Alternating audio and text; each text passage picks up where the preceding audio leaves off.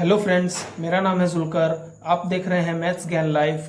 और आज इस वीडियो में हम अलजेब्रिक लॉन्ग डिवीज़न के बारे में बात करेंगे, जो कि पॉलिनोमियल्स को डिवाइड करने के लिए यूज़ किया जाता है।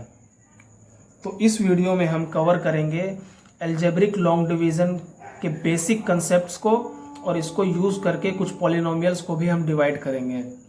तो चलिए आज का वीडियो हम शुरू करते हैं।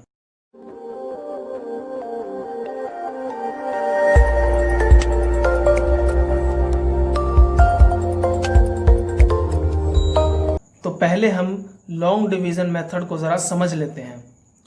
जैसे मान लेते हैं हमारे पास एक पॉलिनोमियल दिया हुआ है p ऑफ x।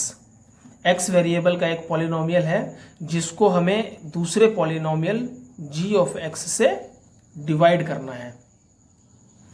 तो जब हम इसको डिवाइड करेंगे तो इसमें मेरा क्या क्वोशंट आएगा और क्या रिमाइंडर बचेगा, इसको पता करने के लिए हम लॉन्ग डिवीज़न मेथड का यूज़ करते हैं।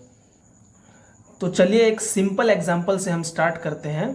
मान लेते हैं हमारे पास एक पॉलिनोमियल दिया हुआ है 6x प्लस 9, और इसको हमें डिवाइड करना है, मान लेते हैं 3 से।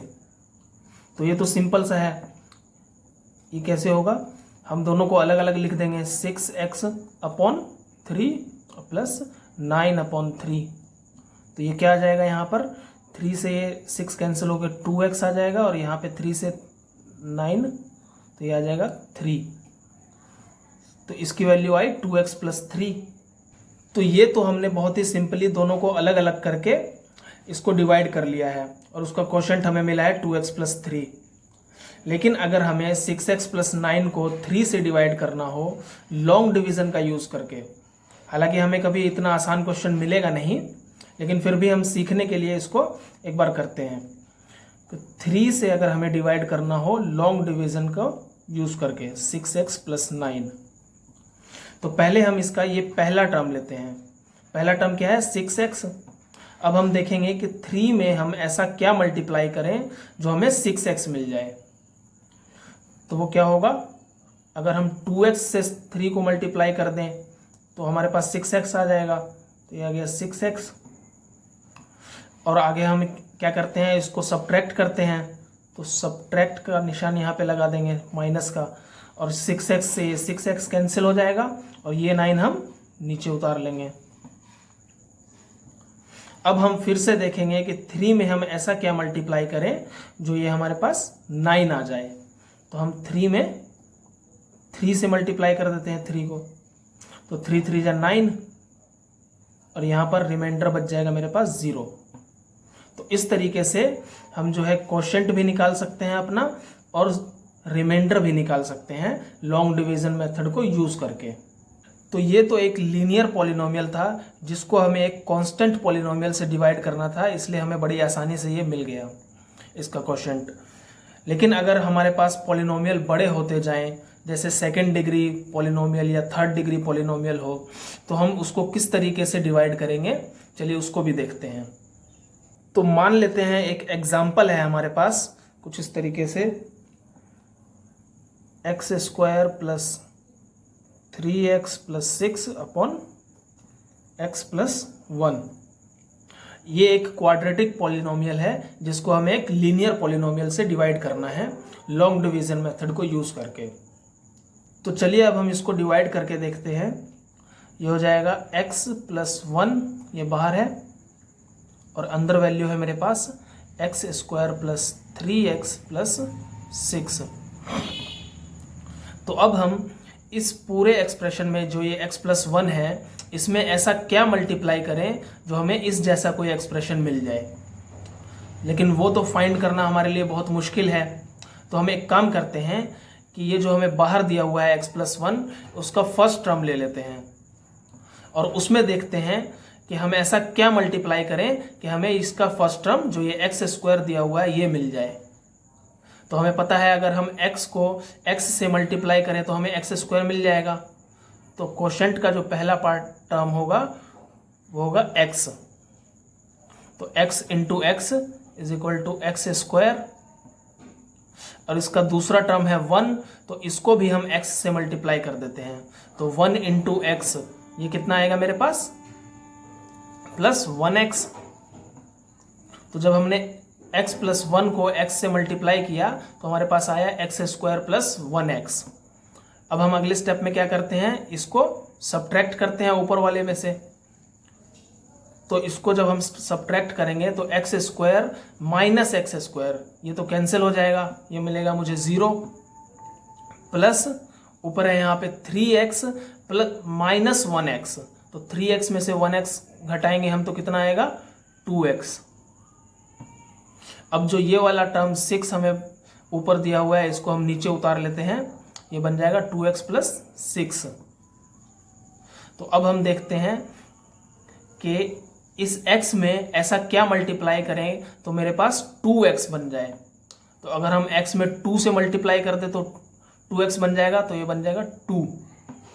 तो x into 2 is equal to 2x, और दूसरा टर्म है 1 इंटू 2 इज इक्वल टू 2, और फिर इसको सब्ट्रैक्ट करेंगे माइनस, तो ये 2x minus 2x is equal to, ये तो 0 आ गया, और ये बना मेरे पास 6 माइनस 2 प्लस 4।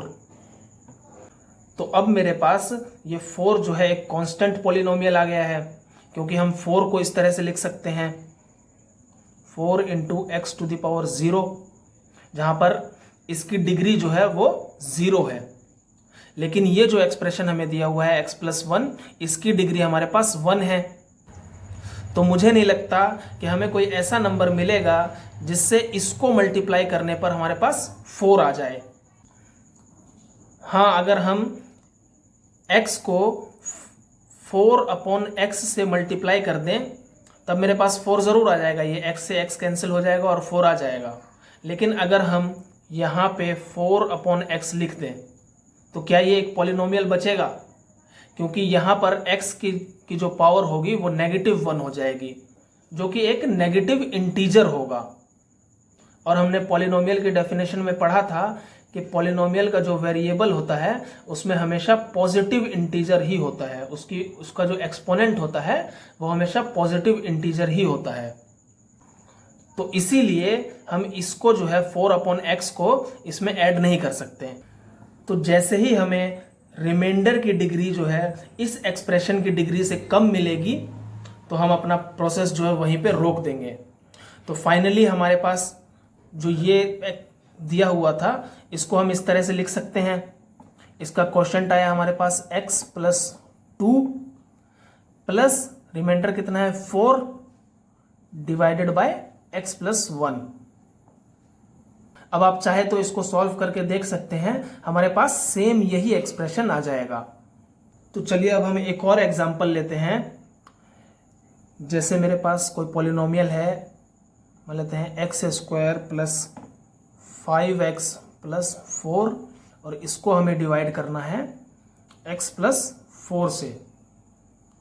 तो चलिए लॉन्ग डिवीजन का यूज करके इसको हम डिवाइड करते हैं। ये हो जाएगा मेरे पास x प्लस 4 डिवाइड करना है मुझे x square plus 5x plus 4 को। तो फर्स्ट स्टेप में हम ये देखेंगे कि ये जो एक्सप्रेशन है मेरे पास, इसमें हम ऐसा क्या मल्टीप्लाई करें कि हमें इस तरह का एक्सप्रेशन मिल जाए। लेकिन वो तो हमें मिलना मुश्किल है, तो इसलिए हम इसमें से पहला टर्म सिलेक्ट कर लेते हैं x, और इसमें से पहला टर्म सिलेक्ट कर लेते हैं एक्स स्क्वायर। तो x को एक्स स्क्वायर बनाने के लिए हम किस चीज़ से मल्टीप्लाई करेंगे तो ताकि वो एक्स स्क्वायर बन जाए। तो अगर हम x से मल्टीप्लाई कर दें तो वो एक्स स्क्वायर बन जाएगा। x into x is equal to x square. और ये जो दूसरा टर्म है 4, इसको भी हम x से मल्टीप्लाई कर देंगे, तो 4 into x is equal to 4x। और फिर हम इसको सब्ट्रैक्ट करेंगे इसमें से, तो एक्स स्क्वायर में से एक्स स्क्वायर कैंसिल हो जाएगा, ये बना 0, प्लस यहाँ पे 5x माइनस 4x, तो माइनस 4x से बनेगा 1x। और ये जो 4 है इसको हम नीचे उतार लेते हैं, ये बन गया 4। तो अब हम देखेंगे कि x में हम ऐसा क्या मल्टीप्लाई करें जिससे वो 1x बन जाए। तो अगर हम इसको 1 से मल्टीप्लाई कर दें तो वो 1x बन जाएगा। तो ये बन गया x 1x प्लस, अब 4 से 4 बन जा 4। जब इसको सब्ट्रैक्ट करेंगे तो ये 1x से 1x कैंसिल हो जाएगा और 4 से 4 कैंसिल हो जाएगा, तो रिमाइंडर हमारे पास बचेगा 0। तो फाइनली हमारे पास रिमाइंडर जो है वो 0 आ गया। तो जब हमने x प्लस 4 से x square plus 5x plus 4 को डिवाइड किया तो क्वेश्चन आया मेरे पास x प्लस 1। तो हम इसको लिख सकते हैं x प्लस 1 प्लस ये रिमाइंडर है मेरे पास 0 अपॉन x प्लस 4, जो कि ये टर्म जो है मेरे पास वो तो 0 ही होगा, तो हम इसको लिखेंगे ही नहीं, इसको कैंसिल कर देंगे और मेरे पास बचेगा x प्लस 1। ये जो है मेरा क्वोशिएंट आया। अब आप चाहें तो इसको वेरीफाई करने के लिए आप ऊपर वाला जो ये एक्सप्रेशन है इसको फैक्टराइज करके x प्लस 4 से डिवाइड करके देख लीजिए। तो चलिए एक बार हम वो भी करके देखते हैं। तो इसको फैक्टराइज करने के लिए 5 के ऐसे टुकड़े चाहिए हमें जिसका प्रोडक्ट जो है वो 4 आए और जिसको हम जोड़ दे या घटा दे तो हमारे पास 5 आए। तो ऐसे कौन से दो नंबर हैं, 1 और 4। तो चलिए इसको हम करते हैं। ये हो जाएगा x square plus 4x plus 1x plus 4। ये 5x को मैंने इस तरीके से लिख दिया 4x प्लस 1x। इसको अगर मैं यहाँ से अब इन दोनों टर्म्स में से कॉमन ले लूँ और इन दोनों टर्म्स में से कॉमन ले लूँ तो मेरा फैक्टर बन जाएगा। तो यहाँ से हम क्या कॉमन ले सकते हैं, x, और अंदर बचेगा x प्लस 4।